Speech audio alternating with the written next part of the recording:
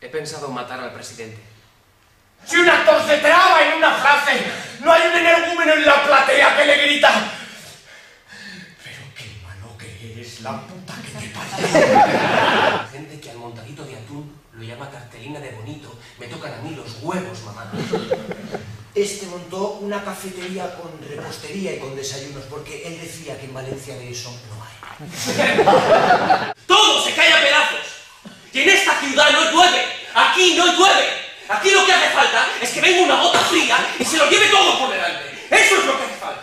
¿Y Pérez? ¿Te acuerdas de Pérez? Madre mía, Pérez, qué crack, tío, Pérez. ¿Te acuerdas que no tuvieron que operarle la polla? Mira que llamarse Pérez. La policía entra por la puerta de una tienda más o menos como la mía y le ponen las esposas a unas muñecas más o menos como las mías.